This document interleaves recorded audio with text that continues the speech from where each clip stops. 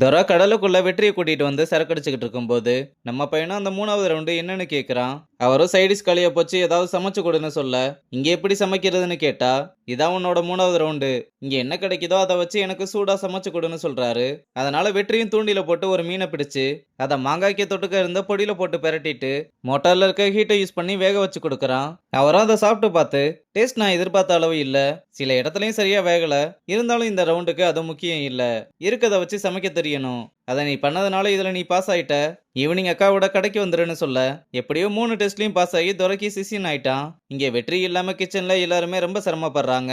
அப்ப வெற்றி பாண்டிக்கு கால் பண்ணி 3 ரவுண்டையும் வெற்றிகரமா முடிச்சிட்டேன், ட்ரைனிங் இன்னைக்கு ஈவினிங்ல இருந்து ஸ்டார்ட் ஆகுதுன்னு சொன்னதும் இதை கேட்டு பாண்டி சந்தோஷப்பட்டாலும் இப்பவே அவன் இல்லாம ரொம்ப சிரமமா இருக்கு, இதனால ஈவினிங் இன்வெஸ்டர்ஸ் வந்தா ரொம்ப கஷ்டமாயிரும்னு முடிஞ்ச அளவு உன் மாஸ்டர் கிட்ட கேட்டு வேகமா வரப்பாருன்னு சொல்றான். வெற்றியும் கொஞ்ச நாள் ஆனா கூட பரவாயில்ல, ட்ரைனிங்னு சொன்னா அன்னைக்கே வர முடியாதுன்னு சொன்னா அப்படியே ஓடி போயிருன்னு சொல்லிடுவாரு, அதனால முடிஞ்ச அளவுக்கு கொஞ்சம் சமாளிங்கன்னு சொல்ல, சரிடா பரவாயில்ல நீ அங்க இருந்து ட்ரைனிங்க பாரு, இங்க நாங்க முடிஞ்ச அளவுக்கு சமாளிக்கிறோம்னு சொல்றான். அப்புறம் துரையும் நீ எதுக்காக ஸ்டார் செஃப் ஆகணும்னு ஆசைப்படுற, பேரு புகழ் காரு இல்ல உன்னை அசிங்கப்படுத்தினவங்களுக்காகவான்னு கேட்க, இல்ல மாஸ்டர் இது எல்லாமே எங்க அப்பாவுக்காகன்னு அவர்கிட்ட நடந்த எல்லா விஷயத்தையுமே சொல்லி அவர் விட்டு போனதை நான் முடிக்கணும்னு ஆசைப்படுறேன், நான் அவரை ரொம்ப அசிங்கப்படுத்தி பேசியிருக்கேன், ஆனா இப்ப நான் சிதம்பரம் பையன்னு சொல்றதுக்கே ரொம்ப பெருமையா இருக்குன்னு சொன்னதும் சிதம்பரம்னு சொன்னதுமே துரையோட ஃபேஸே டோட்டலா மாறி அங்க இருந்து கிளம்பி போறாரு.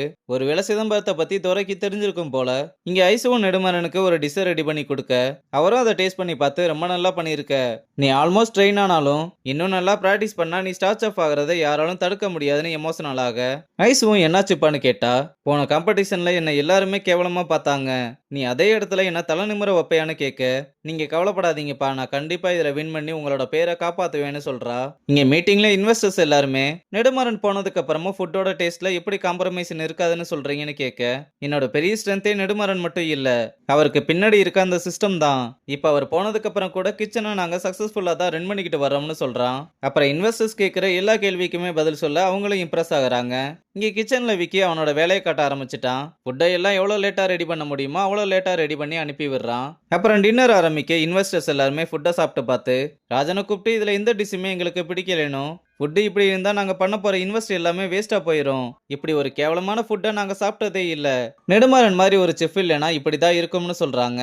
இதனால ராஜனும் விக்கியை கூப்பிட்டு எல்லாமே தப்பா இருக்கு, நீ எல்லாத்தையும் செக் பண்ணியா இல்லையா, இது எவ்வளவு முக்கியமான மீட்டிங்னு உங்ககிட்ட சொன்னேன்ல, என்ன சார் நெடுமாறன் இல்லாத கிச்சன் வேற எப்படி இருக்கும், நான் வெறும் செஃப் தான் நெடுமாறன் இல்ல, என்கிட்ட இருந்து அவரோட டேஸ்டையும் டச்சையும் எதிர்பார்த்தா நான் என்ன பண்ண முடியும், நீங்க மேனேஜரா இருந்தாலும் சிஓவா இருந்தாலும் ஒரு செஃப் கிட்ட கரெக்டா பேசணும், எனக்கு அந்த மரியாதை இங்க கிடைக்கிற மாதிரி தெரியல, அதனால நான் இந்த ரெசார்ட்டை விட்டு வெளியே போறேன், நெடுமாறன் இல்லாத இந்த கிச்சன் வெறும் டெட் கிச்சன் தான் சொல்லிட்டு போறான். விக்கி இப்படி பேசிட்டு போனதை பார்த்து வேணி ராஜன் எல்லாருமே ஷாக்ல இருக்காங்க. இன்வெஸ்டர்ஸும் இங்க வந்தது டோட்டல் வேஸ்ட் ஆஃப் டைம்னு ரொம்ப அப்செட்ல கிளம்ப, ரகுபதிக்கும் ரியாவுக்கும் என்ன பண்றதுன்னே தெரியல. அப்ப வெற்றி வேகமா ரெசார்ட்டுக்கு வர, உத்தமன் அவன்கிட்ட விக்கி நம்ம எல்லாருமே நம்ப வச்சு கழுத்தறுத்துட்டாண்டான்னு நடந்த எல்லா விஷயத்தையுமே சொல்லிட்டு, நீ இருந்தா கூட ஏதாவது சொல்லி சமாளிச்சிருப்ப, எங்கடா போய் தொலைஞ்சேன்னு ரொம்ப வருத்தப்பட்டு போறாரு. வெற்றி இதை கேட்டு வேகமா உள்ள வர, ரகுபதி ரியா ராஜன் 3 பேருமே அவனை பார்த்துட்டு ரொம்ப சுகமா வெளியே போறாங்க.